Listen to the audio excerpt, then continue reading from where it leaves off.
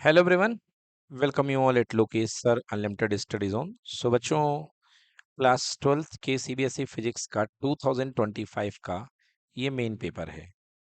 Okay, set ए discuss कर रहे हैं। सबसे पहले क्वेश्चन नंबर 32 देखिए, क्योंकि हम 5 मार्कर क्वेश्चन से आज का वीडियो स्टार्ट कर रहे हैं। क्वेश्चन कह रहा है, a proton moving with velocity capital V in a non uniform magnetic field traces a path as shown in the figure. बच्चों, ये एक प्रोटॉन का फोर्स, प्रोटॉन का आपको पाथ दिया गया है, ठीक है ना। Path followed by the proton is always in the plane of paper. कह रहा है कि जो इसका पाथ है, जो पाथ फॉलो कर रहा है, ये हमेशा पेपर में रहता है। मतलब जो भी इसकी मूवमेंट हो रही है एक प्लेन में हो रही है, ठीक है ना, 3D में नहीं जा रहा है।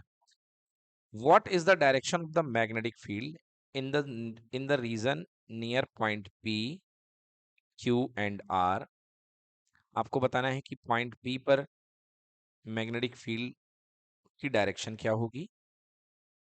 ओके, क्यू पॉइंट पर क्या होगी एंड आर पॉइंट पर क्या होगी। 3 पॉइंट पर आपसे मैग्नेटिक फील्ड की डायरेक्शन पूछी गई है। पहली चीज, what can you say about relative magnitude of magnetic field at these point. और आप इन तीनों पॉइंट पर ये बताइए कि रिलेटिवली मैग्नीट्यूड क्या होगा। मतलब 2 गुना, 3 गुना, 4 गुना, वटेवर जो भी मैग्नीट्यूड चेंज होगा वो आपको बताना है। चलिए करिए। देखिए बेटा, तो सबसे पहला पार्ट है, पाथ तो दे दिया गया है। What is the direction of magnetic field. तो डायरेक्शन ऑफ मैग्नेटिक फील्ड कैसे पता चलती है बच्चों। तो डायरेक्शन ऑफ मैग्नेटिक फील्ड पता करने के लिए आपको करंट का रूल बताया गया था कि करंट किस तरीके से फ्लो होती है। अच्छा, अगर पॉजिटिव चार्ज जा रहा होता है जिस डायरेक्शन में, तो करंट जो होती है पॉजिटिव चार्ज के कारण करंट उसी के डायरेक्शन में फ्लो होती है। बताइए होती कि नहीं होती है। पॉजिटिव चार्ज के कारण उसी पॉइंट पे करंट फ्लो हुआ करती है, ठीक है। द पाथ फॉलोड कह रहा है, what is the direction of magnetic field in the region near point P Q and R. मतलब पी क्यू और आर के पास में डायरेक्शन ऑफ मैग्नेटिक फील्ड क्या होगी। अब देखिए, जैसे ये पी पॉइंट है तो ये पॉजिटिव चार्ज के कारण पी पॉइंट यहां पर कहीं पर ऐसा समझा जा सकता है। बताइए सनो। तो आपको पता है राइट हैंड रूल क्या होता है। मैंने बताया था आपको कि करंट की डायरेक्शन में आप अपनी थंब को लगाइए और आप देखिए उंगलियां कहाँ मुड़ रही हैं।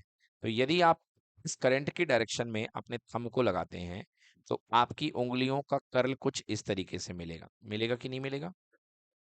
हाँ, मतलब यदि इसी चीज को हम यहाँ पर बनाएं तो देखिए पी पॉइंट के आजू बाजू 2 पॉइंट हैं, एक यहाँ, एक ऊपर और एक नीचे। क्लियर है। तो क्योंकि डायरेक्शन ऑफ करंट पी की तरफ है, इसलिए यदि एरो के डायरेक्शन में अपने आप अंगूठे को पॉइंट करें तो आप देखिए ऊपर की तरफ फील्ड अपवर्ड बाहर की ओर आएगा और डाउनवर्ड नीचे की तरफ फील्ड डाउनवर्ड जाएगा। क्लियर कि नॉट क्लियर। ठीक है ना। हाँ, तो यहाँ पर जो मैग्नेटिक फील्ड की डायरेक्शन होगी वो क्या होगी। मैग्नेटिक फील्ड की डायरेक्शन जो होगी perpendicular to the plane of the paper. Okay, perpendicular to the plane of the paper. अगर ऊपर है तो अपवर्ड और नीचे है तो डाउनवर्ड। तो डायरेक्शन वाइज आप नीचे को कैसे बना सकते हैं बेटा, क्रॉस। क्योंकि अपवर्ड डायरेक्शन को फिजिक्स में डॉट बोला जाता है एंड डाउनवर्ड डायरेक्शन को नीचे की ओर क्या बोला जाता है, क्रॉस। क्लियर हो गया। हाँ, तो यहाँ पर जो फील्ड की डायरेक्शन है ऊपर अपवर्ड मिल रही है और नीचे डाउनवर्ड मिल रही है। क्लियर हो गया कि नहीं हो गया। देन अगेन यहाँ पे करंट आ गई। देखिए इसके कारण तो अपने फिर से फिंगर को, थंब को आप अरेंज करिए इस डायरेक्शन में। तो ऐसे अरेंज करेंगे तो देखिए आपकी उंगलियां यहाँ बाहर की ओर आएंगी। तो यहाँ अपवर्ड होगा और यहाँ डाउनवर्ड होगा। क्लियर कि not clear. So near point Q magnetic field is into the plane of the paper, है ना, into the plane of paper. देखिए बच्चों, एक गलती हमसे यहाँ पे हुई है। हमने जो इन्होंने कहा है एक स्टेटमेंट, वो हमने देखा नहीं अच्छे से। A proton moving with velocity v in a non-uniform magnetic field, है ना, ट्रेसेस ए पाथ मतलब बच्चों ये जो पाथ ट्रेस कर रहा है, एक इसकी डायरेक्शन हो गई फोर्स की डायरेक्शन, ठीक है ना। तो ये हमने देखा नहीं एक्चुअली, ये क्या बन रहा है बेटा, ये फोर्स बन रहा है ना। ये जो पाथ इस तरीके का निकला है, ये पाथ किस वजह से बन रहा है, क्योंकि इसमें मोशन हुई है, राइट। ये फोर्स का पाथ है, ये किसका पाथ है, फोर्स का, ठीक है ना। और अब आप जानते हैं कि फोर्स इज इक्वल्स टू होता है क्यू ब्रैकेट में वी क्रॉस बी, ठीक है ना। तो इस फोर्स के अकॉर्डिंग आपको बी कैलकुलेट करना है, क्योंकि जब मैं इस पॉइंट पर आया, सेकेंड पॉइंट पर आया, तो सेकेंड पॉइंट पर आपका जो यदि हम जैसे करंट की डायरेक्शन इसको ले रहे हैं, बट ये करंट की डायरेक्शन नहीं है बेटा, ये करंट की डायरेक्शन नहीं है, इसने कहीं ऐसा कहीं नहीं कहा है कि ये करंट की डायरेक्शन है। यहाँ तक तो चलिए ठीक चल गया, क्योंकि करंट की डायरेक्शन फील्ड की फोर्स की डायरेक्शन में था। बट जैसे यहाँ पे आए तो हमको प्रॉब्लम होना शुरू हो गई। तो फिर मैंने क्वेश्चन को फिर से पढ़ा और क्लियर हुआ कि ये जो है बेटा, ये फोर्स की डायरेक्शन है, ठीक है। तो चलिए, फ्लेमिंग का लेफ्ट हैंड रूल आप याद करिए।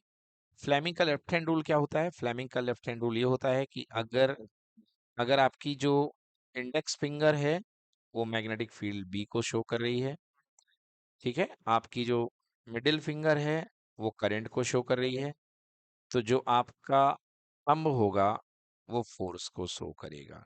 क्लियर है।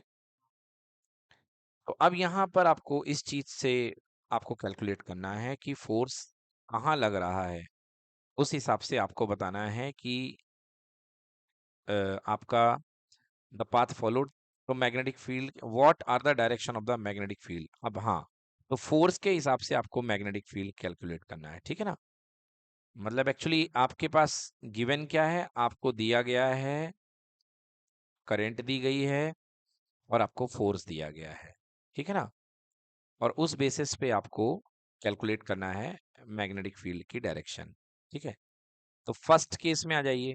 फर्स्ट केस में देखिए, जो आपका करंट है उसे कर दीजिए आप सामने की तरफ, ठीक है ना। करंट आपकी जो है इस डायरेक्शन में जाएगी, क्लियर है। और फोर्स भी आपका जो है सामने की तरफ ही जाएगा। हाँ देखिए, लॉजिक समझिए बच्चों, इस पॉइंट पर जो करंट की डायरेक्शन है बच्चों वो ये है, क्योंकि प्रोटॉन की करंट की डायरेक्शन में, प्रोटॉन की मूवमेंट की डायरेक्शन में ही करंट जाती है, ठीक है ना। जिस तरह प्रोटॉन मूव करता है वहीं करंट जाती है, तो ये करंट हो गई। क्लियर, क्लियर है इतना। अब देखो इस पर फोर्स कहाँ लग रहा है, अरे भैया ये ऊपर की तरफ भाग रहा है कि नहीं भाग रहा है, मतलब ऊपर की तरफ जा रहा है ये कहीं ना कहीं। तो आप अपने अंगूठे को ऊपर रख लें। देखिए, मिडिल फिंगर को किस तरफ रखिए, अपना लेफ्ट हैंड स्ट्रेच कर लें सबसे पहले। अब लेफ्ट हैंड को स्ट्रेच कर लिया, इस डायरेक्शन में अपनी मिडिल फिंगर रख लें, ठीक है। और ऊपर की तरफ अपना अंगूठा रख लें। देखिए जो मैग्नेटिक फील्ड है into the plane of paper आ रहा है कि नहीं आ रहा है, इनवर्ड आ रहा है। तो पहला आंसर बनेगा मैग्नेटिक फील्ड इनवर्ड, ठीक है। तो पिछले बार हम क्या कर रहे थे गलती, हम दोनों पर निकाल रहे थे, बट हम फोर्स को नेग्लेक्ट कर रहे थे, हम फोर्स को देख नहीं रहे थे। फोर्स देख रहे हैं ऊपर लग रहा है, तभी तो प्रोटॉन ऊपर भाग रहा है। क्लियर हो गया ना।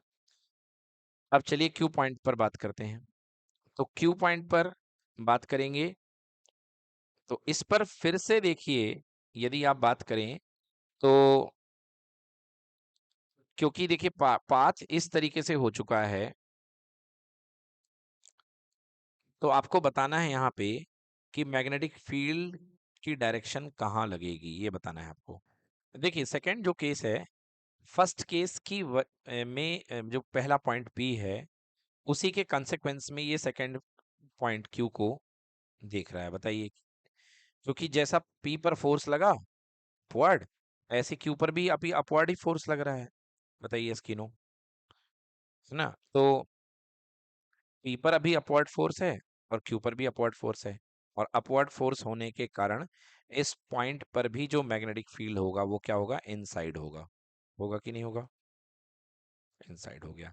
देखिए आर पॉइंट के बाद पूछ रहा है, आर पॉइंट के बाद है ना, near point P Q and are.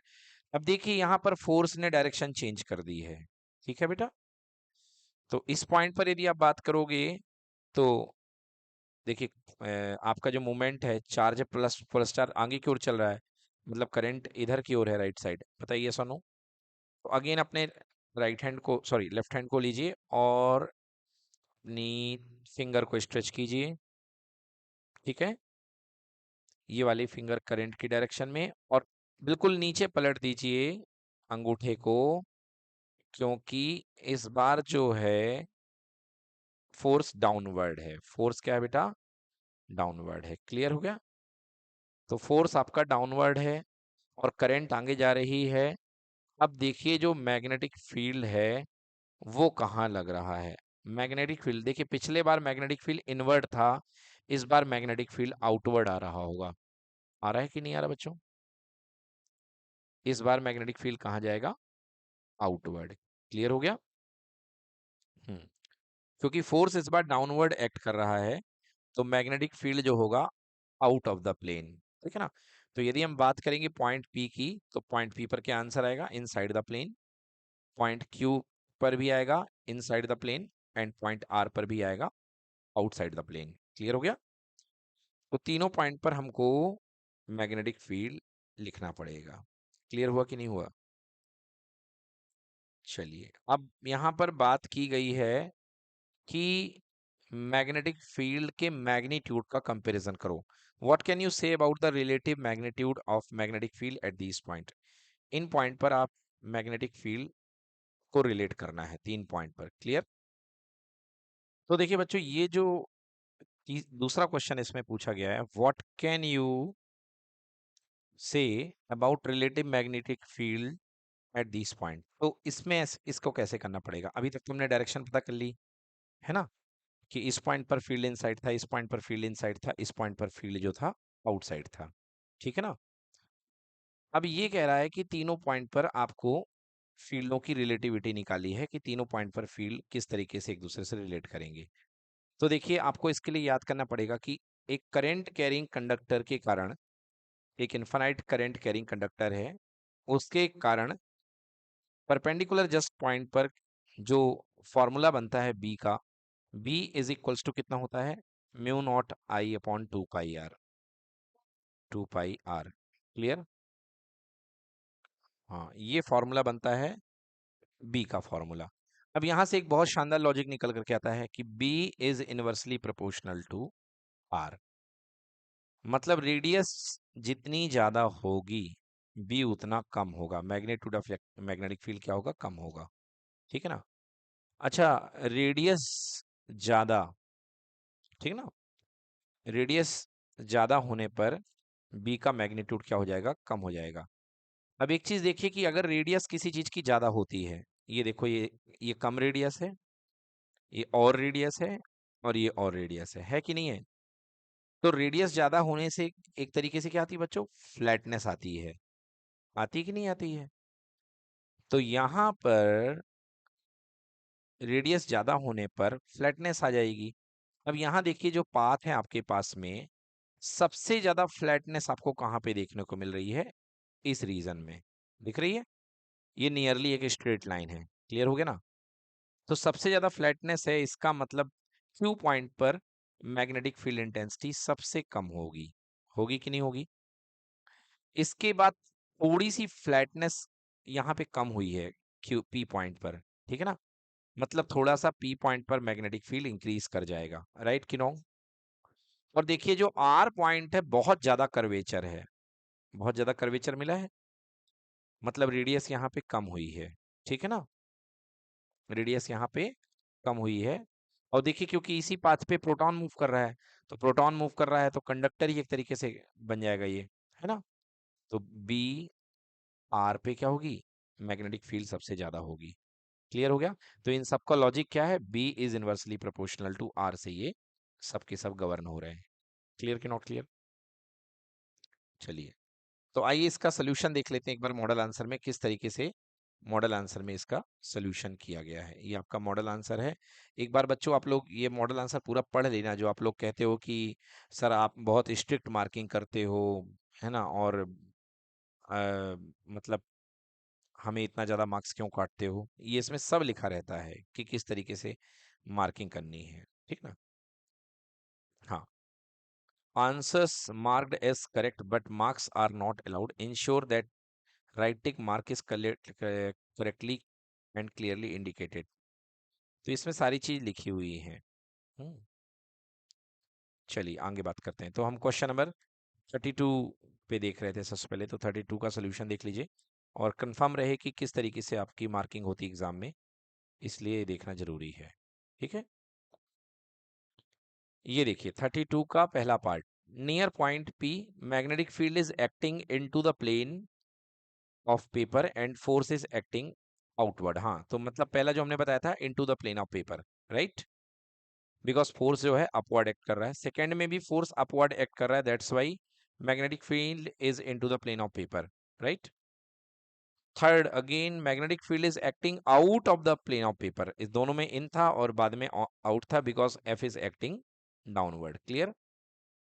तो देखिए हाफ मार्क्स पहले वाले में, हाफ मार्क्स दूसरे वाले में, हाफ मार्क्स तीसरे वाले में, 1.5 तीनों में हो गए।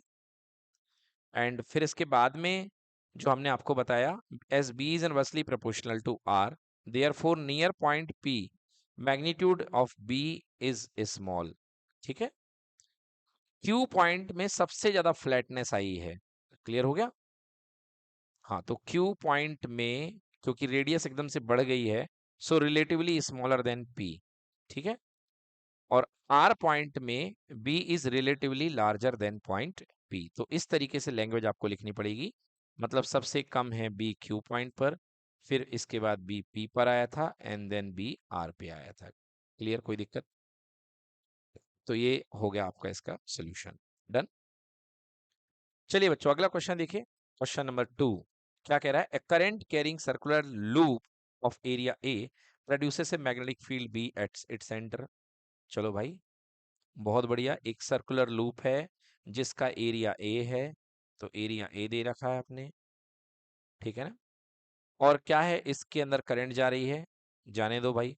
तो आपको पता है कि करंट जाने पर इसके सेंटर पे मैग्नेटिक फील्ड क्रिएट होता है, और वो मैग्नेटिक फील्ड की वैल्यू आपको याद होनी चाहिए, याद है कि नहीं याद है। Very good, mu naught I upon 2r, देश के कुछ होनहार लोगों ने कहा, बिल्कुल सही।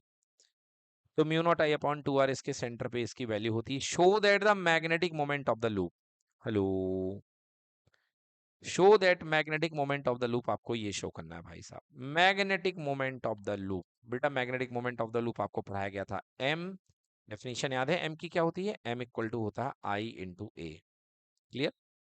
यस, अब देखिए यहाँ पे पूरे क्वेश्चन में आई नहीं दिख रहा है, मतलब इसकी अब बी को लाया गया है, मतलब पक्की बात यहाँ पे आई की बलि चढ़ाई गई है, मतलब आई को गायब किया गया है, क्लियर है। तो आइए इस क्वेश्चन का सोल्यूशन करते हैं। सोल्यूशन करने के पहले एक बार हमारी तरफ से एक बार फिर फॉर्मूला बता दूं मैं बच्चों, लिख लीजिए अपनी घर की दीवारों में, किचन में लिख लें, वॉशरूम में लिख लें, घर के दरवाजों में लिख लें, ठीक है ना। तो हर जगह लिख लें कि अगर स्ट्रेट करंट कैरिंग कंडक्टर होता है तो आर डिस्टेंस पर मैग्नेटिक फील्ड होता है B equal to mu naught I upon 2 pi R. 2 pi R, कुछ बच्चे 2 आर कह रहे हैं, मैं उनको याद दिला दूं 2 आर सर्कुलर लूप के लिए होता है, ठीक ना, जो हम करने जा रहे हैं। चलिए ये तो एक एक्स्ट्रा बात मेरी तरफ से। अब आते हैं हम अपने क्वेश्चन पे। सो जैसा कि हमने बताया कि बच्चों बी इक्वल टू होता है mu naught I upon 2 R, बहुत बढ़िया। अब यहाँ से आई की वैल्यू निकाल लो, आई की वैल्यू निकाल ली हमने। आई की वैल्यू कितनी हो जाएगी बेटा, यहाँ से B into 2 R upon mu naught, ये आ गई आई की वैल्यू, क्लियर है।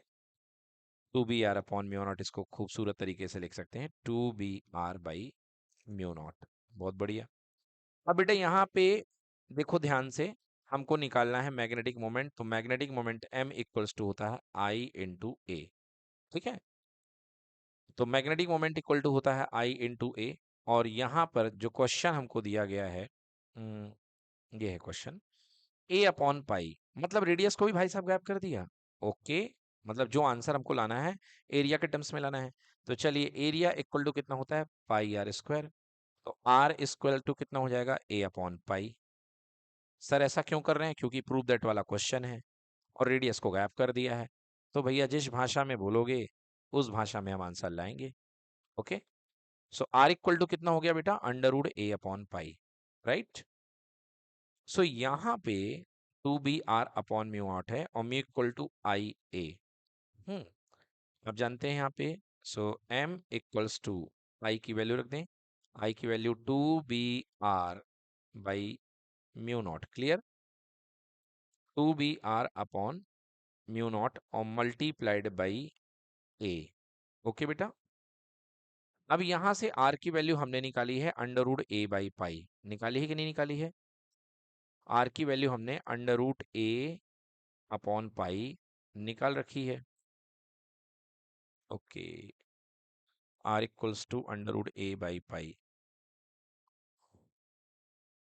चलिए तो यहाँ पे वैल्यू हम पुट कर देते हैं, देखिए r की value, so mu, sorry m equal to, not m, mu mu नहीं बोला, m मतलब मैग्नेटिक मोमेंट इक्वल टू, बेटा 2 को b को a को साथ में ले लो, अपॉन में कितना, म्यू नॉट, और यहाँ पे r को अकेला कर सकते हैं हम कि नहीं कर सकते, so m equals to 2 ba upon mu naught और साथ में r की जगह under root a upon pi. Clear कि नॉट क्लियर, क्या हमें यही प्रूफ करना था, ये देख लीजिए, 2 bA upon mu naught under root a upon pi, done, hence proved, आ गया। सो ये मैग्नेटिक मोमेंट निकल आया है बेटा, केवल दो कॉन्सेप्ट लगे हैं, तो इस क्वेश्चन को मैं बहुत कठिन नहीं बोल सकता हूँ बच्चों, है ना। तो मगर जो पिछला क्वेश्चन था वो खासा कठिन था, और ऐसे क्वेश्चन को लेकर के लास्ट ईयर बवाल भी मचा था कि भाई साहब आपने जेई के क्वेश्चन डाल दिए, क्योंकि इसमें अंडरस्टैंडिंग तो लगी है, खतरनाक वाली, है ना, क्योंकि रेडियस वगैरह का पंगा लगा हुआ है, बट फिजिक्स फिजिक्स है दोस्तों। चलिए तो खैर काम की बात यह है कि दूसरा वाला सवाल हमारे लिए इजी है, डन। तो मेनली इसमें दो कॉन्सेप्ट लगे हैं बच्चों, एक तो लगा बी की value mu naught I upon 2r, जो कि सर्कुलर लूप के सेंटर पर मैग्नेटिक फील्ड होती है, फिर उसके बाद हमने वहां से रेडियस निकाल ली आई के टर्म्स में, है ना, सॉरी करंट निकाल ली बी के टर्म्स में, and then A equal to pi R square से हमने रेडियस निकाल ली, एरिया के टर्म्स में वैल्यू पुट कर दी। चलिए नोट करिए, देखिए बच्चों नेक्स्ट क्वेश्चन है, derive an expression for the torque acting on a rectangular current loop suspended in a uniform magnetic field. बच्चों बोला गया है VVVVIMP, मतलब ये ब्रांड क्वेश्चन है जो आपके आना ही है एकदम एग्जाम में, ठीक है ना। तो इसको हमने कई बार करवाया भी आपको, आइए एक बार फिर से करवा देते हैं कि टॉर्क जो है, कोई रेक्टेंगुलर लूप रखा हुआ है, तो अगर वो यूनिफॉर्म मैग्नेटिक फील्ड में रखा हुआ है तो उस पर एक्ट करने वाला टॉर्क क्या होगा। मैकेनिज्म क्या थी, देखिए यहाँ पर एक मैग्नेटिक फील्ड है, ठीक है, ये एक यूनिफॉर्म मैग्नेटिक फील्ड जा रहा है, और इस पे एक लूप रखा हुआ है, इस लूप को हम ग्रीन कलर से बना देते हैं, चलो ये देखिए एक रेक्टेंगुलर लूप रखा हुआ है, ठीक है बच्चों, ये रेक्टेंगुलर लूप रखा हुआ है इस तरीके से, चलो इसको, हालांकि करंट तो जाएगी बट फिर भी इतना आप मान लीजिए कि यहाँ से करंट आई जा रही है और यहाँ से करंट आई आ रही है, क्लियर बेटा। अभी यदि आप अभी की सिचुएशन को देखें तो इस लूप का जो एरिया होगा वो बाहर की तरफ होगा, आएगा कि नहीं आएगा, क्लियर है ना, इस लूप का एरिया जो होगा वो बाहर की तरफ आएगा। So flux, all you know, phi is equals to होता है बी डॉट ए, होता है कि नहीं होता बेटा, so phi is equals to B A cos theta, clear, phi equals to B into A into cos theta. फिलहाल यहाँ पे थीटा की वैल्यू 90 डिग्री है, क्यों है 90 डिग्री, क्योंकि बेटा मैग्नेटिक फील्ड तो यूं जा रहा है ना, जा रहा कि नहीं जा रहा, और बच्चों जो सरफेस एरिया है ए, वो नॉर्मल बाहर की ओर आ रहा है कि नहीं आ रहा है, तो दोनों के बीच का एंगल कितने डिग्री है, 90 डिग्री, यस और नो। तो मिनिमम फ्लक्स अभी एन काउंटर होगा, क्यों, बिकॉज कॉस 90 इक्वल टू 0 हो जाएगा। एग्री कि नॉट एग्री, नहीं लग रहा है, अच्छा, देखिए ये मैग्नेटिक फील्ड है इस तरीके से, अब कॉइल आपके सामने ऐसे बैठी हुई है, तो कॉइल का नॉर्मल आपके चेहरे की तरफ होगा कि नहीं होगा, अरे आपके चेहरे की बात करी जा रही भाई बच्चों, तो यहाँ पे नहीं, अभी अभी आप हमारी कॉइल को देखिए, हमारी कॉइल तो सामने रखी ना एकदम फ्रंट में आपके, क्लियर कि नॉट क्लियर? तो आपकी तरफ आ रहा होगा ना, सामने की तरफ, मैंने इसलिए से उसको डॉटेड बनाया था। क्लियर ना? तो 90 डिग्री होगा कि नहीं होगा?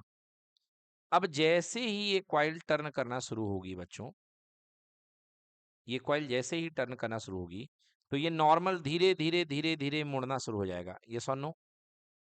एक समय ऐसे आ जाएगा कि नहीं आ जाएगा? हाँ, और जिस समय कॉइल एग्जैक्टली ऐसी हो जाएगी, समझ पा रहे हैं आप लोग? तो ये देखिए मैग्नेटिक फील्ड तो यहाँ जा ही रहा है, बताइए हाँ है ना? अरे भाई मैग्नेटिक फील्ड यही तो है, इतना समझने में साल लगा दोगे क्या? मैग्नेटिक फील्ड यहाँ है, और इसका जो एरिया वेक्टर है वो भी तो यहीं चला जाएगा कॉइल का। यस और नो? तो इस समय थीटा कितने डिग्री हो जाएगा? 0 डिग्री। मतलब फ्लक्स क्या हो जाएगा? मैक्सिमम हो जाएगा। यस और नो? क्योंकि थीटा इक्वल टू 0 डिग्री पर फ्लक्स मैक्सिमम हो जाएगा। क्लियर? डन? तो चलिए अब हमको यहाँ पे निकालना है कि टॉर्क कितना जनरेट होगा। ठीक है, टॉर्क के लिए हमने जो डेरिवेशन कराया था उसकी ओर हम चलते हैं। तो बच्चों देखिए यहाँ हम डेरिवेशन करने जा रहे हैं, torque acting on a current carrying loop coil in a uniform magnetic field. Clear है? तो ये magnetic field, uniform magnetic field में हम एक कॉइल को रख देते हैं, तो ये देखिए इस तरीके से मैग्नेटिक फील्ड कन्वे होगा। बताइए होगा कि नहीं होगा बच्चों? नॉर्थ साउथ के बीच में इस तरीके से मैग्नेटिक फील्ड कन्वे होगा। क्लियर?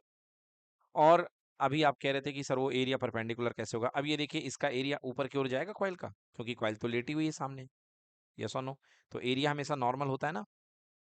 तो इस सीन में देखिए एंगल कितने डिग्री बन रहा है? 90 डिग्री। अगर वहां नहीं समझ में आया तो यहाँ तो आ गया ना। चलिए तो खैर अपने काम पे वापस आते हैं। ये हमारा बी यहाँ से प्रोपोगेट हो रहा है, उसको आप समझ लीजिए कि जा रहा है। ज़्यादा हम नहीं बनाएंगे, नहीं तो डायग्राम गंदा हो जाएगा। ठीक है ना? तो चलिए यहाँ से देखिए मैग्नेटिक फील्ड इस तरीके से, मैग्नेटिक लाइंस ऑफ फोर्सेस निकल रही हैं, और यहाँ पे मैग्नेटिक लाइंस ऑफ फोर्सेस अंदर की ओर जा रही हैं। क्लियर है बच्चों इतना? ठीक है, अब हमें क्या क्रिएट करना है? टॉर्क क्रिएट करना है। ठीक है, कितना टॉर्क लगेगा? अब देखिए ये करंट कैरिंग कॉइल है, यहाँ से प्लस माइनस बैटरी, तो ये करंट यहाँ से गई और इधर पे करंट अंदर चली गई। बताइए सुनो। अब ये करंट आगे की ओर फॉरवर्ड फ्लो होगी, तो इस वाली ब्रांच में फोर्स कहाँ लगेगा? डाउनवर्ड। क्यों लगेगा? अपना लेफ्ट हैंड निकालिए, देखिए नॉर्थ से साउथ की तरफ अपनी इंडेक्स फिंगर कर दीजिए, राइट। ऊपर की डायरेक्शन में करंट को कर दीजिए, अपनी मिडिल फिंगर को ऊपर की तरफ रखिए, सामने की तरफ। और अब आप देखिए आपका थंब नीचे की तरफ होगा, होगा कि नहीं होगा? यस, तो आपका फोर्स कहाँ लग रहा है? नीचे की ओर लग रहा है। क्लियर कि नॉट क्लियर? दूसरा वाले डायरेक्शन में करंट क्योंकि डाउनवर्ड आ रही है, ठीक है, तो इसका फोर्स कहाँ हो जाएगा? क्योंकि करंट की डायरेक्शन बदल गई, फील्ड वही है, तो इस वाले में फोर्स हो जाएगा अपवर्ड। क्लियर कि नॉट क्लियर? तो ये देखिए F1 नीचे लग रहा है और F2 ऊपर लग रहा है, लग रहा है बच्चों? Yes, F2। ये इसकी क्या है? ब्रेड्थ है कॉइल की, ए लेंथ है, ठीक है ना, ए ब्रेड्थ है इसकी। ओके, यस, और एल इसकी लेंथ होगी, ये एल हमने बना रखा है, बाहर बना रखा है, जगह कम है इसलिए। क्लियर है बच्चों? So area of the coil कितना हो जाएगा? L into B, length into breadth. Clear बच्चों? अब देखिए एक फोर्स नीचे लग रहा है, एक फोर्स ऊपर लग रहा है, मतलब यहां से एक फोर्स नीचे है और एक फोर्स ऊपर है। तो जब दोनों फोर्स ऊपर नीचे लगेंगे तो क्या जनरेट हो जाएगा? टॉर्क जनरेट हो जाएगा कि नहीं हो जाएगा बच्चों? क्या जनरेट हो जाएगा यहाँ पे? टॉर्क जनरेट हो जाएगा। यस, अब उस टॉर्क को हमको कैलकुलेट करना है कि वो टॉर्क कितना लगेगा। So when a rectangular coil carrying carrying current carrying coil, sorry, is placed in a uniform magnetic field, it experiences a torque. It does not experience a net force. क्यों net force exist नहीं करेगा? क्योंकि ऊपर का force और नीचे का force दोनों अमाउंट वाइज इक्वल है, तो दोनों क्या कर देंगे? कैंसिल। क्लियर हुआ कि नहीं हुआ? क्योंकि अमाउंट वाइज दोनों फोर्स सेम लग रहे हैं, तो वो एक दूसरे को क्या कर देंगे? कैंसिल कर देंगे। मान लो ये एक हॉरिजॉन्टल लाइन है, इस पे एक जन नीचे फोर्स लगा रहा है F1 और एक जन ऊपर फोर्स लगा रहा है F2, और दोनों फोर्स इक्वल हैं, तो क्या इस पर कोई नेट फोर्स लगेगा? नहीं लगेगा। मगर इन फोर्सेस के कारण एक रोटेशनल इफेक्ट जरूर जनरेट हो जाएगा कि नहीं हो जाएगा, क्योंकि ये नीचे खींच रहा है और एक ऊपर खींच रहा है, तो ये रोटेशन हो जाएगा। क्लियर कि not clear? And this rotational effect is called torque. Clear? Net torque लगेगा। बच्चों जब फोर्सेस की लाइन ऑफ एक्शन अलग अलग होती है ना, तो टॉर्क लगता है। तो यहाँ देखिए, ये वाले फोर्स की लाइन ऑफ एक्शन ये है और ये वाले फोर्स की लाइन ऑफ एक्शन ये है, तो अलग अलग लाइन ऑफ एक्शन है, इसलिए टॉर्क लगेगा। क्लियर? तो अब देखिए, हम मैग्नेटिक फोर्स निकालते हैं कि इस वाले पर मैग्नेटिक फोर्स कितना लगेगा। दोनों सेम है हालांकि। सो F इक्वल टू हमारे पास क्या होता है बेटा, बिल साइन थीटा। हमने बताया था आपको, बिल साइन थीटा है ना, करंट कैरिंग कंडक्टर पर लगने वाला force F equal to B I L sine theta. Clear कि नॉट क्लियर? यहाँ पे थीटा किसका किसका एंगल होता था, एल का, करंट की डायरेक्शन का और मैग्नेटिक फील्ड का। ठीक है ना, करंट एलिमेंट का और मैग्नेटिक फील्ड का। तो ये हो गया। तो आपके पास में देखिए, magnetic force on a current carrying conductor that is equals to I L B sine theta. Clear? I L B sine theta के बारे में थोड़ी सी बात और कर लेता हूँ, यदि आप भूल चुके हैं। F is equals to I L B sine theta. ठीक है ना? हम्म इसे वेक्टर फॉर्म में लिखा जाता था, F is equals to I bracket में एल क्रॉस बी। ठीक है, इसे वेक्टर फॉर्म में F vector equals to I bracket में एल क्रॉस बी। डन? हाँ, तो बच्चों ये हो गया हमारे पास में आई ब्रैकेट में एल क्रॉस बी। यहाँ तक तो सारी बात समझ में आ रही है, कोई दिक्कत नहीं है। ओके, यहाँ पे थे हम। Yes. So I L B sine theta on the arms A B and C D only. तो दोनों आर्म्स पे फोर्स लगेगा। क्लियर है बच्चों? अच्छा, इस आर्म पे कोई फोर्स नहीं लगेगा। क्यों नहीं लगेगा इस आर्म पे फोर्स? भाई देखिए, यहाँ पे जो आपका, यहाँ जो आपकी जो करंट है बेटा, समझ में आया? इस पे कोई टॉर्क जनरेट नहीं होगा, क्योंकि यहाँ पे जाने वाली जो करंट है वो मैग्नेटिक फील्ड के पैरेलल है कि नहीं है? तो इस वाली ब्रांच पे कोई फोर्स एक्सर्ट नहीं होगा। ठीक है ना? यस, तो ये पैरेलल वाली ब्रांच है, तो ये याद रखिएगा कि ये वाली जो ब्रांच BC है, इस पे कोई फोर्स नहीं लगेगा। क्लियर? हाँ, तो केवल जो फोर्स लगेगा वो AB और CD से बनेगा। So F equal to on the AB and CD only, F equal to ILB sine theta. Clear? हाँ, but field exert no force on the two arms AD and BC of the loop because B is parallel and anti parallel to I। हाँ, वो parallel हो चाहे anti parallel हो, दोनों में बात कितनी हो जाती है, जीरो हो जाती है फोर्स की। क्लियर कि नॉट क्लियर? अगर करंट बी के पैरेलल होता है या एंटी पैरेलल होता है, तो फोर्स कितना लगता है, जीरो लगता है। इस चीज को नोट कर लें आप लोग। कैसे? देखो, आपके पास में जो थीटा होता है वो किसका किसका एंगल हुआ करता है, करंट एलिमेंट और बी के बीच का। करंट एलिमेंट और मैग्नेटिक फील्ड इंटेंसिटी के बीच का एंगल होता है। क्लियर? हाँ, theta is the angle between current element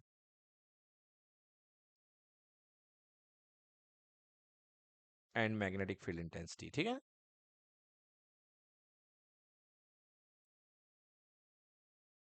intensity. तो अगर आप यहाँ पे यदि थीटा इक्वल टू 0 डिग्री ले लेंगे, ओके, या आप थीटा इक्वल टू 180 डिग्री ले लेंगे, सो ऑल यू नो कि साइन जीरो भी जीरो होता है, साइन 180 भी जीरो होता है, तो साइन थीटा की वैल्यू क्या आ जाएगी, जीरो। तो फोर्स कितना आ जाएगा, जीरो। क्लियर हो गया? तो अगर आप करंट मैग्नेटिक फील्ड की डायरेक्शन में करंट को फ्लो करेंगे तो कोई भी फोर्स नहीं लगेगा। ठीक है, यही मैं कहना चाह रहा था, यही लिखा हुआ है। चलिए, अब आइए देखिए, the magnetic field is perpendicular to the arm A B of the loop exert a force F1 on it which is directed into the plane of the loop. अब देखिए बेटा, यहाँ पे क्या हाल है, ये थोड़ी गंभीर बात है। यहाँ पर जो इस तरीके से लूप रखा हुआ है, डायग्राम में देखिए, ये देखिए, ये लूप इस तरीके से रखा हुआ है बेटा। एवरी टाइम मैग्नेटिक फील्ड इसको, इस लूप की एजेस को परपेंडिकुलरली हिट करेगा कि नहीं करेगा, बताइए? एवरी टाइम हिट करेगा कि नहीं करेगा? मतलब हर बार यहाँ पे थीटा इक्वल्स टू कितने डिग्री हो जाएगा, 90 डिग्री। क्लियर कि नॉट क्लियर? सो अब अब आप में यहाँ पे थीटा इक्वल्स टू 90 डिग्री होगा, चाहे वो किसी भी मोड पे हिट करे। So F is equals to I L B sine theta, sine 90 हो जाएगा, तो F equal to I L B हो जाएगा कि नहीं हो जाएगा? So F equals to I L B, मतलब एक ब्रांच पे फोर्स आई एल बी नीचे लग रहा है, और दूसरा जो ऊपर की ब्रांच पे फोर्स आई एल बी लग रहा है। क्लियर कि नॉट क्लियर? ये देखिए, ये इसका फ्रंट व्यू है, मतलब हमने ऊपर से देखा, टॉप से देखा है, समझ गए ना? तो इस तरीके का हमको व्यू समझ में आया। आया कि नहीं आया? यस। तो आपके पास में इस तरीके से similarly the magnetic field exert force F2 on the arm CD which is directly out of the plane, मतलब एक में फोर्स अंदर की ओर लग रहा था, नीचे की ओर, और एक में फोर्स ऊपर की ओर लग रहा था। क्लियर कि नॉट क्लियर? तो दोनों फोर्स F1 F2 दोनों लगेंगे। क्लियर कि not clear? So the net force on the loop equals to 0। ठीक है, ओके। अब देखिए बेटा, अब यहां पर फोर्स तो आपने देख लिया, अब आपने लूप को टर्न करना शुरू किया है, ठीक है ना? आपने लूप को टर्न करना शुरू कर दिया है, तो देखिए क्या सिचुएशन बनेगी। But as we can see there will be a torque on the loop due to the pair of forces F1 and F2। अब यहाँ पे टॉर्क की हम कैलकुलेशन कर रहे हैं बेटा। देखिए टॉर्क की कैलकुलेशन कैसे होगी। F1 F2 दोनों फोर्स जो हैं एक दूसरे के परपेंडिकुलर डायरेक्शन में लग रहे हैं कि नहीं लग रहे हैं, बताइए? ये मैग्नेटिक फील्ड है कि नहीं है? ये मैग्नेटिक फील्ड है। जैसे ही हमारा लूप टर्न करेगा, तो मैग्नेटिक फील्ड का जो एरिया वेक्टर है, आपने मैंने शुरुआत में आपको जस्ट बताया था कि जैसे ही हमारी ये लूप टर्न करेगी, क्लियर, तो बी वेक्टर तो यही रहेगा, बट ये हमारा एरिया वेक्टर कुछ ना कुछ एंगल बनाएगा कि नहीं बनाएगा? बनाएगा कि नहीं बनाएगा? हाँ, मतलब बी वेक्टर के साथ हमारा एरिया वेक्टर कुछ ना कुछ एंगल बनाएगा डेफिनेटली। क्लियर कि नॉट क्लियर? यस। तो ये देखिए, ये बी वेक्टर है, और इसके साथ हमारा एरिया वेक्टर, और एरिया वेक्टर की डायरेक्शन में कौन जाएगा? Magnetic moment. क्यों जाएगा? बिकॉज एम इक्वल्स टू होता है आई ए। होता है कि नहीं होता? तो एम की डायरेक्शन में आई, एरिया की डायरेक्शन में ही एम बनता है। ये वेक्टर लगाइए यहाँ, ये वेक्टर लगाइए यहाँ। क्लियर कि नॉट क्लियर? तो दोनों सेम डायरेक्शन में M equals to I A generate हो जाएगा। हो जाएगा। अब हमें बताना है कि इनके बीच में लगने वाला टॉर्क कितना है। ठीक है ना बेटा? सो देखिए, लिखते हैं हम यहाँ पे, now consider the case when the plane of the loop is not along the magnetic field. अभी हमने ऊपर वाला केस देखा जिसमें मैग्नेटिक फील्ड के अलोंग था। क्लियर? बट जैसे ही ये रोटेट शुरू होगा बेटा, तो इस समय पे जो मैग्नेटिक फील्ड होगा वो अलाइनमेंट में नहीं होगा, है ना, प्लेन ऑफ द लूप के। Clear? Consider the case when the plane of the loop is not along the magnetic field and makes an angle with it. Let us angle between the field and the normal to the coil is theta. हमने मान लिया कि field और normal of the coil के बीच का angle theta है। Clear कि नॉट क्लियर? सो नाउ अब हमको निकालना है फोर्स का, सॉरी, टॉर्क का formula. So all you know, torque equals to होता है force multiplied by perpendicular length. Yes और नो? सो फोर्स यहाँ पे हमारे पास में क्या बी आई एल लग रहा है कि नहीं लग रहा है? ये देखिए कुछ इस तरीके के हाल हो चुके हैं। कॉइल क्योंकि ट्विस्ट हो चुकी, मुड़ चुकी, बोले बताइए यस और नो? एक फोर्स बेटा डाउनवर्ड लग रहा है जिसका नाम है F equal to B I L. Yes I N, yes और नो? एक फोर्स बेटा अपवर्ड लग रहा है, इसका भी नाम है F equal to B I L. Clear कि नॉट क्लियर? यहाँ पर मैग्नेटिक फील्ड है, और मैग्नेटिक फील्ड जो है, magnetic field plane of the coil के साथ कितना एंगल बना रहा है? थीटा। क्लियर कि not clear? Magnetic field plane of the coil के साथ कितना एंगल बना रहा है? Theta angle. क्लियर है ना? और अब हमको निकालना है टॉर्क। तो torque is equals to force multiplied by perpendicular distance. Yes और no? Force multiplied by perpendicular distance. तो बेटा ये बताइए कि अगर ये एंगल थीटा है तो ये एंगल 90 माइनस थीटा होगा कि नहीं होगा? हो जाएगा ना? चलिए कैलकुलेट करते हैं। देखिए बच्चों, तो अब डायग्राम को समझिए बड़े प्यार से। ये डायग्राम थोड़ा सा कॉम्प्लिकेटेड हो जाता है।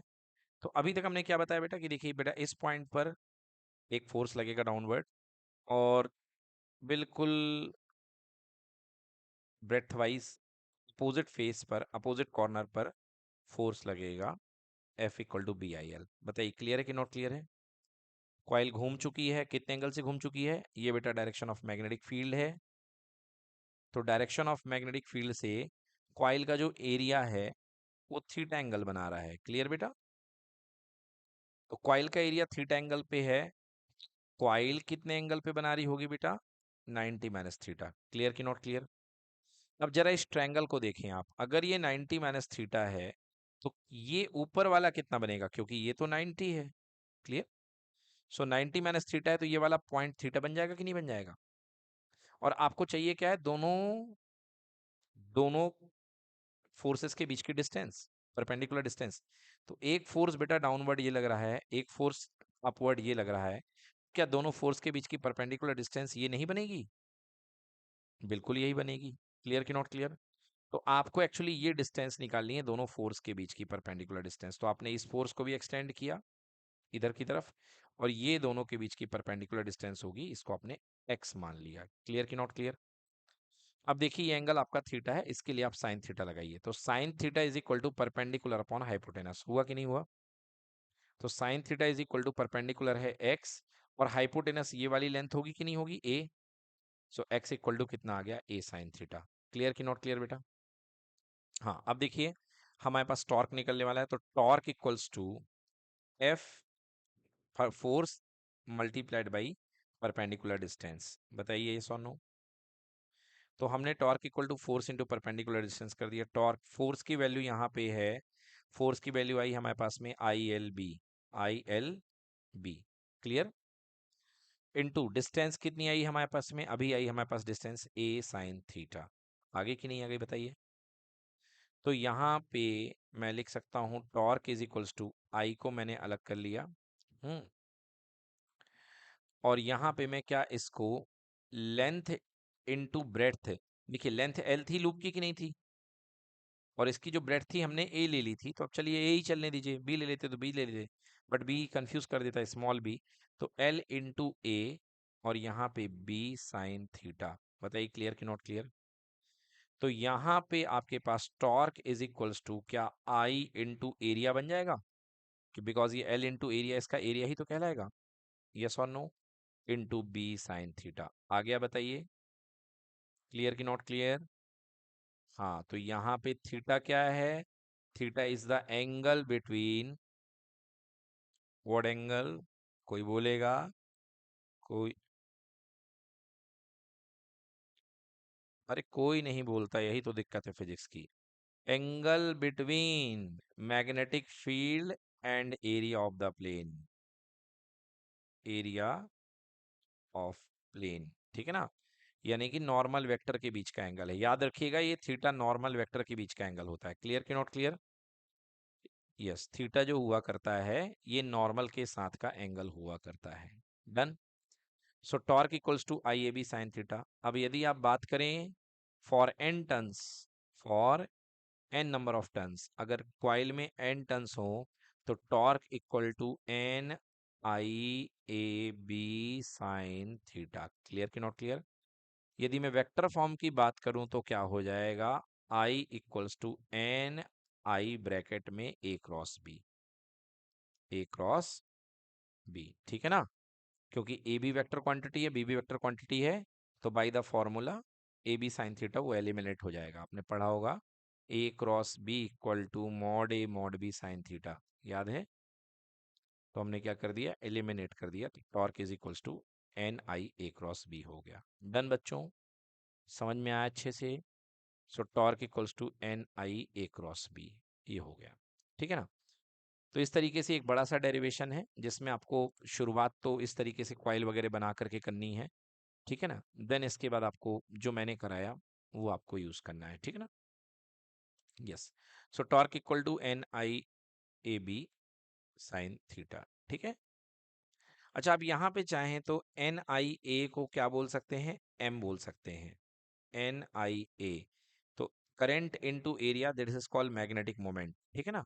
सो टॉर्क इक्वल्स टू कितना हो जाएगा, एम बी साइन थीटा। ये हमने मैग्नेटोस्टैटिक्स में भी पढ़ा था कि जो टॉर्क आता है वो एम बी साइन थीटा होता है, ठीक है ना।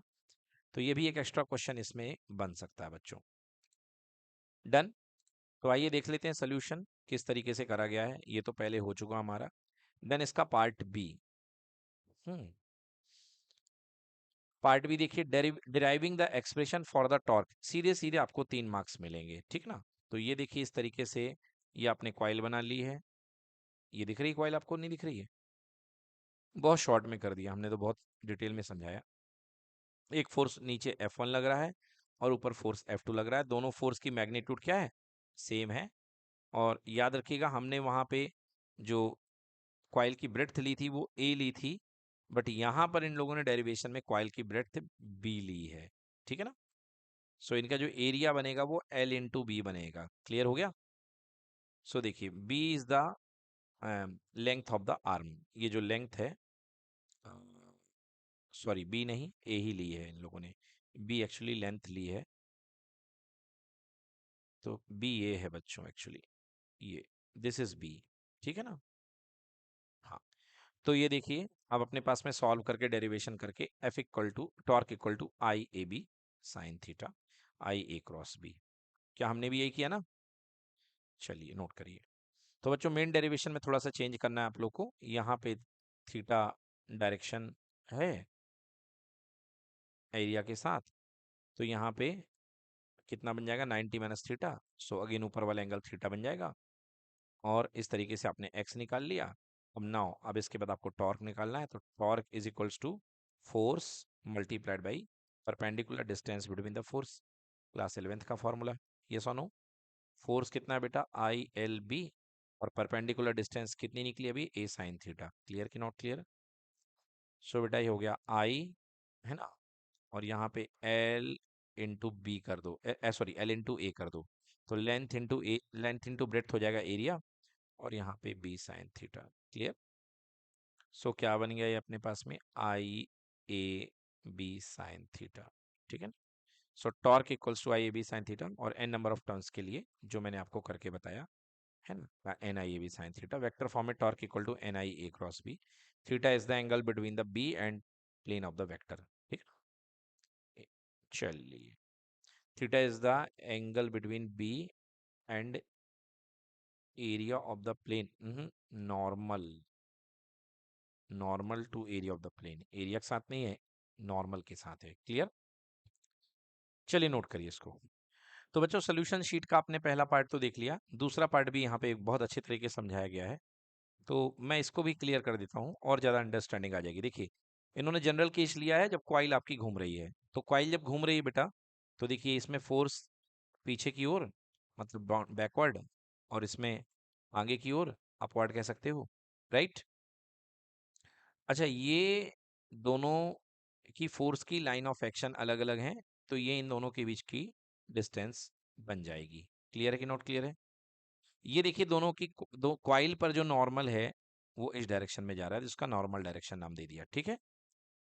तो अब मैग्नेटिक फील्ड के साथ ये एंगल बन रहा है अल्फा, क्योंकि जैसा मैंने आपको दिखाया था कि भाई ये देखो, जैसा मैंने आपको बताया था कि कॉइल का जो नॉर्मल है वो हम उस समय पे थीटा ले रहे थे। बताइए सोनू, मैग्नेटिक फील्ड के साथ कॉइल का नॉर्मल थीटा बन रहा था।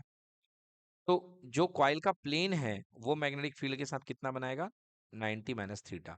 क्लियर कि नॉट क्लियर? तो यहाँ पर हमने थीटा के बाद वाला जो एंगल बन रहा है, जिसको हमने वहां पे 90 माइनस थीटा लिया था, इसको हमने क्या ले लिया, अल्फा। क्लियर कि नॉट क्लियर?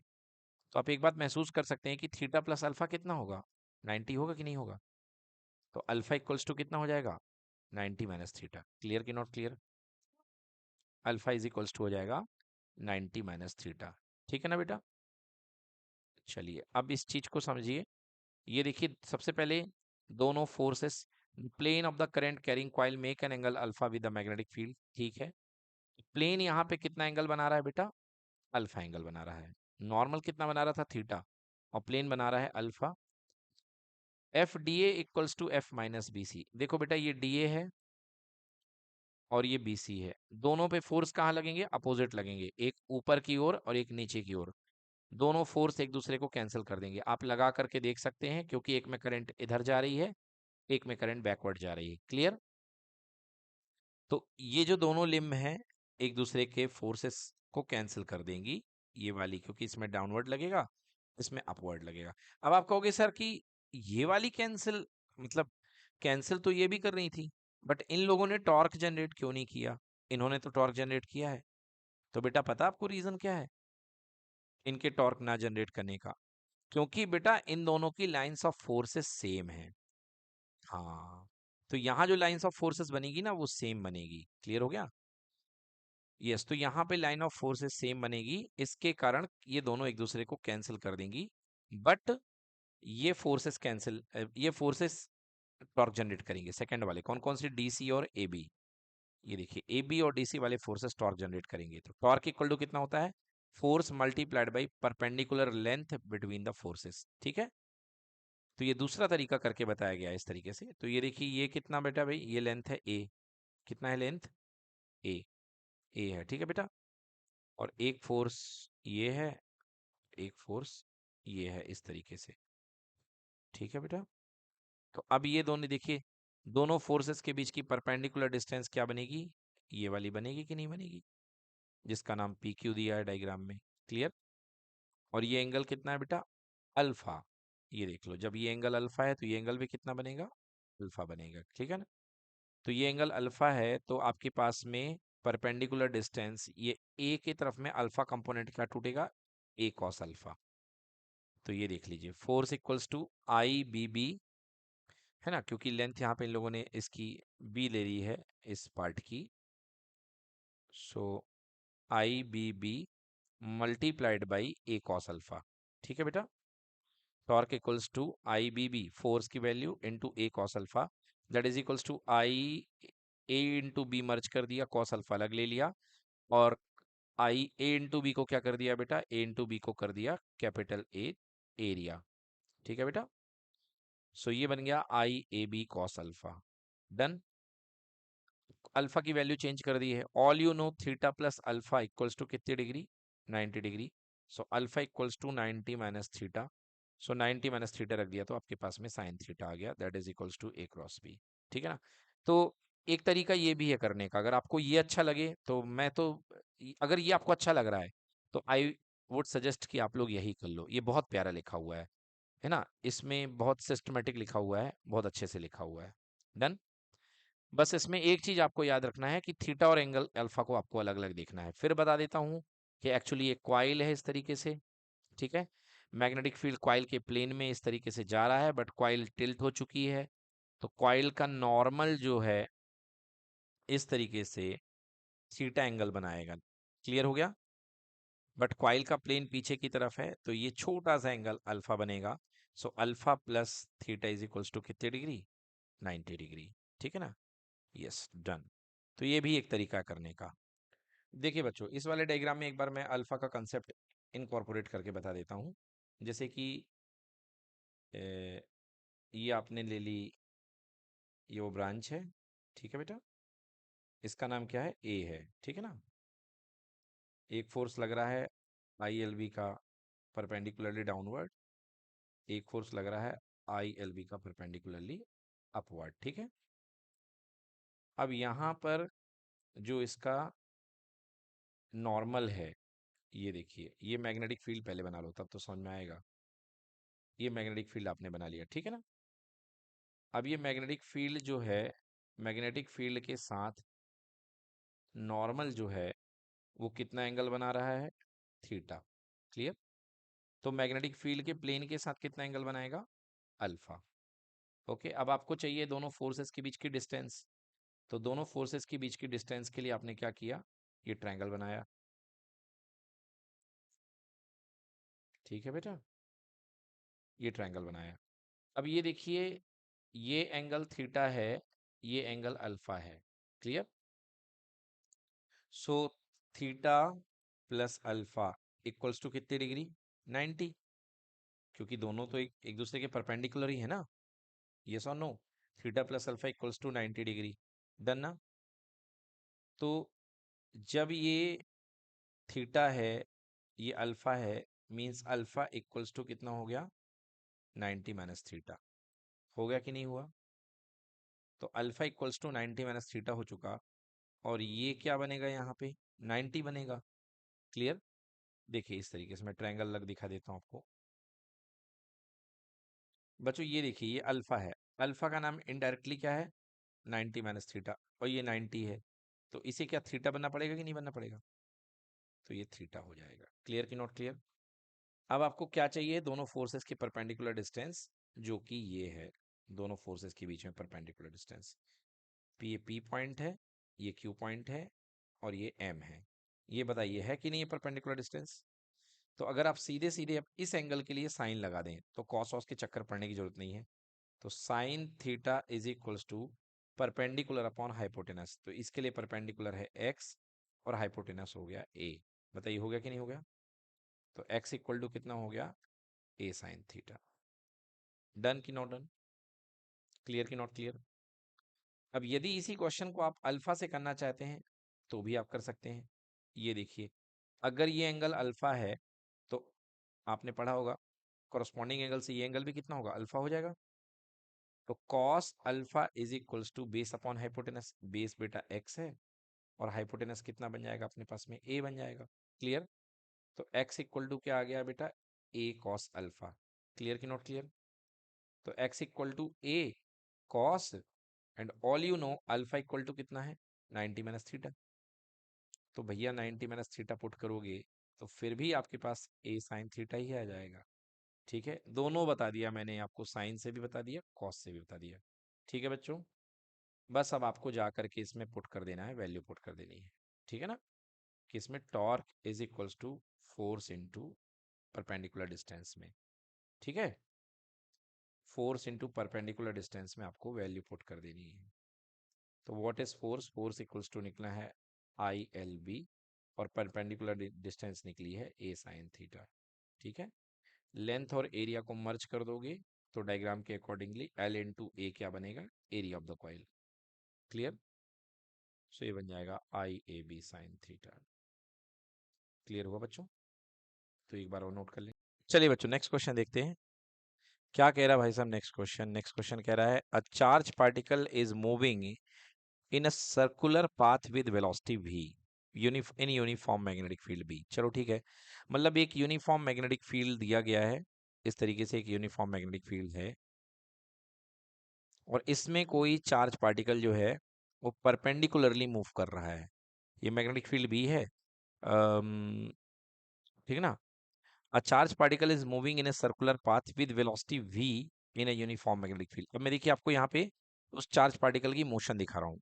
टिक टिक टिक टिक टिक टिक टिक टिक टिक टिक टिक टिक टिक टिक टिक। ये देखिए कुछ इस तरीके से ये मूव कर रहा है। ठीक है बेटा, चलिए अच्छी बात है।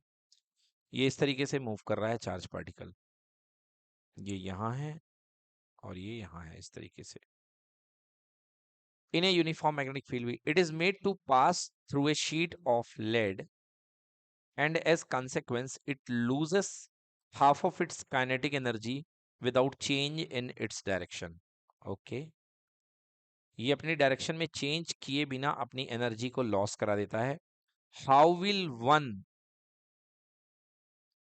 The radius of its path to its time period of revolution changes. तो भैया दो क्वेश्चन है यहाँ पे, आपको निकालना है पहला R1/R2 एंड सेकेंड केस निकालना है T1/T2। ठीक है बेटा, तो यहाँ पर ये चीजें आपको करनी है। अब यदि अकॉर्डिंग टू सिलेबस देखा जाए भाई साहब, सबसे पहले मैं सिलेबस पे जाऊंगा, तो यहाँ पे हमारे पास yes straight solenoid, force on a moving charge in a uniform magnetic field and electric field. ये क्वेश्चन यहाँ से बना है, मगर इस क्वेश्चन में डायरेक्टली नहीं बना है, इसमें घनघोर एप्लीकेशन इसमें यूज हुआ है। देखिए यहाँ का क्वेश्चन बना है, आइए देखते हैं कैसे करेंगे। तो देखिए बेटा, इसमें लॉजिक ये लगेगा कि देखिए सर्कुलर पाथ में ये मूव कर रहा है, जो चार्ज पार्टिकल है वो किस पाथ में मूव कर रहा है बेटा, सर्कुलर पाथ में। तो सर्कुलर पाथ में मूव करने के लिए क्या देना पड़ता है बेटा, सेंट्रीपिटल फोर्स, सेंट्रीपिटल फोर्स। तो डेफिनेटली यहाँ पे सेंट्रीपिटल फोर्स किसने प्रोवाइड किया होगा, मैग्नेटिक फोर्स ने। Clear, magnetic force on a charge particle. तो सेंट्रीपिटल फोर्स क्या होता है, M V square by radius of the path R, होता है कि नहीं होता। सेंट्रीपिटल फोर्स होता है M V is R square, M V square by R. Clear. और जो मैग्नेटिक फोर्स हुआ करता है, लॉरेंज फोर्स जिसको हम बोलते हैं, all you know magnetic force equals to होता है Q V B sine theta, हमने पढ़ा है आपको, Q into V into B sine theta. Clear कि नॉट क्लियर। अब देखिए पाथ, ये यहाँ पे जब भी कोई पार्टिकल सर्कुलर मोशन करता है तो वो कब करता है, एक कंडीशन आपको यहाँ पे बतानी पड़ेगी मुझे। जब भी कोई पार्टिकल मैग्नेटिक फील्ड के परपेंडिकुलर एंट्री मारता है, ये देखिए वी की डायरेक्शन है और यहाँ पे पॉजिटिव चार्ज है, समझ पा रहे हैं बच्चों कि नहीं समझ पा रहे हैं। जब भी परपेंडिकुलरली एंट्री करता है तब ये सर्कुलर मोशन परफॉर्म करता है, मतलब वी और बी एक दूसरे के परपेंडिकुलर होते हैं। क्लियर कि नॉट क्लियर।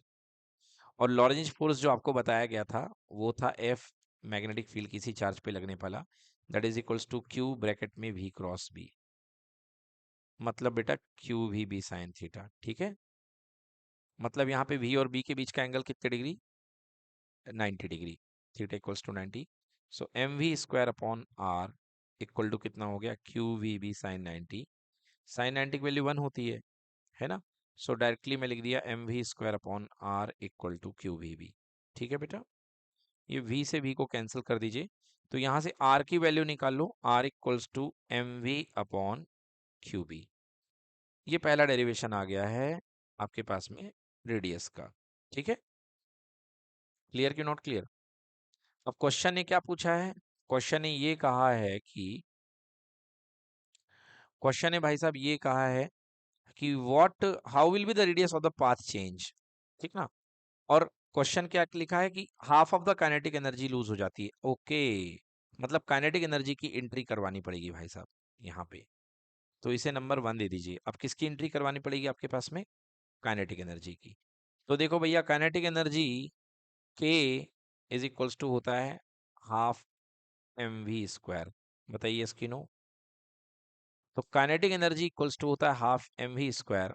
तो यदि मैं यहां से लिखूं 2k equal to M V square, clear कि नॉट क्लियर।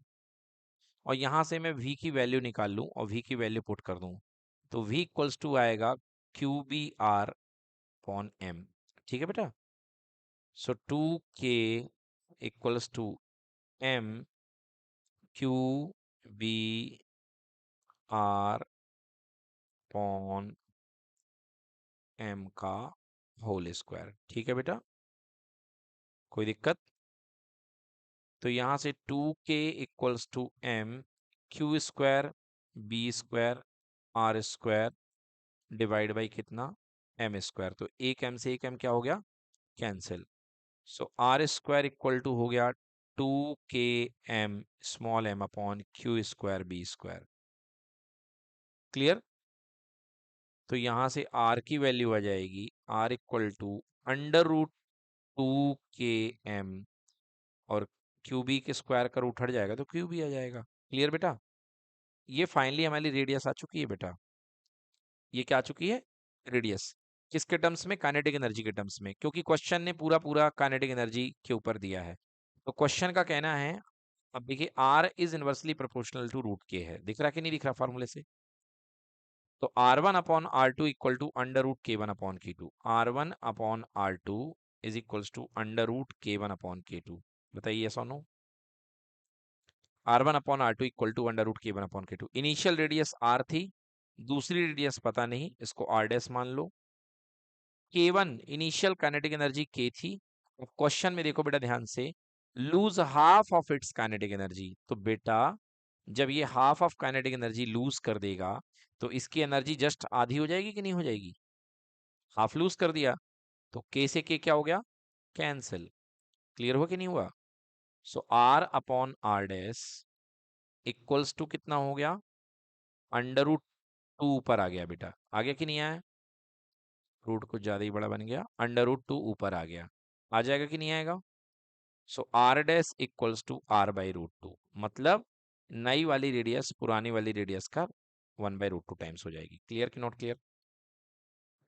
तो ये देखिए भैया, इतनी मेहनत लगी है, कंसेप्ट लगे हैं, इसीलिए इस क्वेश्चन पेपर को बहुत खतरनाक बोला गया था, है ना? ये जो दूसरा वाला क्वेश्चन है, इसने वाकई दिमाग खराब कर दिया होगा बच्चों को, जो बहुत पढ़ने वाले बच्चे होंगे वो लोग ही कर पाए होंगे। एनीवे, चलिए तो ये देखते हैं इसका सोल्यूशन कैसे किया। ये देखिए भाई साहब, डायरेक्टली आपको रेडियस का फॉर्मूला पता होना चाहिए।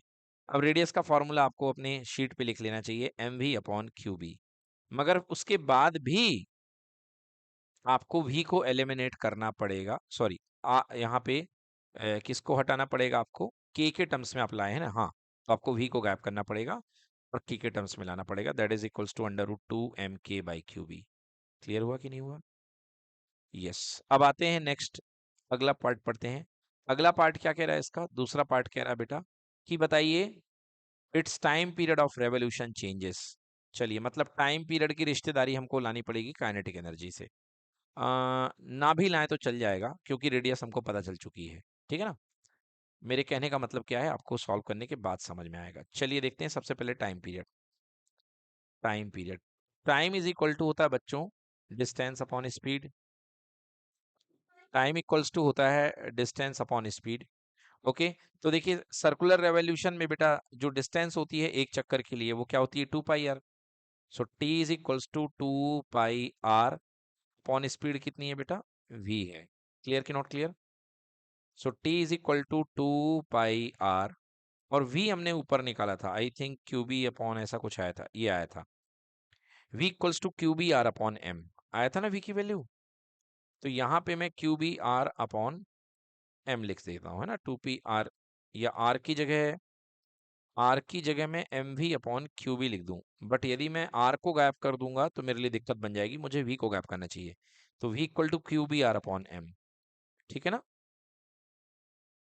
Q B R divide by M, तो v equals to Q B R divide by M. मैं यहाँ पे लिख देता हूँ Q B R divide by M. तो देखिए रेडियस से रेडियस क्या हो गई? कैंसिल हो गई। क्लियर? सो 2 पाई एम अपॉन कितना आ गया बेटा? क्यू बी आ गया। क्लियर कि नॉट क्लियर? क्या यहाँ रेडियस का टर्म बचता है? मतलब time is proportional to R to the power 0, मतलब टाइम रेडियस से इंडिपेंडेंट है। बताइए यस और नो? और जब टाइम रेडियस से इंडिपेंडेंट है इसका मतलब, और काइनेटिक एनर्जी रेडियस पे डिपेंडेंट है। ये देखिए यहाँ पे r is proportional to under root of k। Clear कि नॉट क्लियर? समझ पा रहे हैं आप लोग क्या कह रहा हूं मैं ये कहना चाह रहा हूं बच्चों कि r is proportional to under root of k। Yes और नो? मतलब k is proportional to r का स्क्वायर, क्योंकि स्क्वायरिंग बोथ साइड करोगे तो k r स्क्वायर के प्रोपोर्शनल होगा। बोलो हाँ, है ना? अब जब कोई चीज रेडियस बदल ही नहीं रही है, अगर रेडियस पे डिपेंड नहीं कर रहा है, मतलब टाइम पीरियड जो है, since time period is depending on R by power 0, बोलो हाँ, है ना? मतलब इसका रेडियस से कोई लेना देना नहीं है, और रेडियस का लेना देना काइनेटिक एनर्जी से है। तो जब भैया तुम रेडियस पे डिपेंड नहीं कर रहे हो तो क्या काइनेटिक एनर्जी पे डिपेंड करोगे? No way. मतलब time period is independent from kinetic energy. Yes और no? Time period is independent from kinetic energy. Yes और नो? तो बेटा ये काइनेटिक एनर्जी पे डिपेंड नहीं कर रहा है, इसलिए क्या होगा? टाइम पीरियड वैसे का वैसे ही बना रहेगा, time period will not change. Clear? चलिए आंसर देखते हैं। ओके, डायरेक्टली रख दिया टाइम पीरियड की वैल्यू 2 पाई एम अपॉन क्यू बी। ठीक है, 2 पाई एम अपॉन क्यू बी। अब देखिए हमने इतनी मेहनत करके 2 पाई एम अपॉन क्यू बी बनाया, क्योंकि पहले v की वैल्यू रखी 2 पाई एम अपॉन क्यू बी। हाँ सही बात है, यहाँ पे रेडियस नहीं मिल रहा है, सो time period does not depend on kinetic energy, so time period will not change. Done?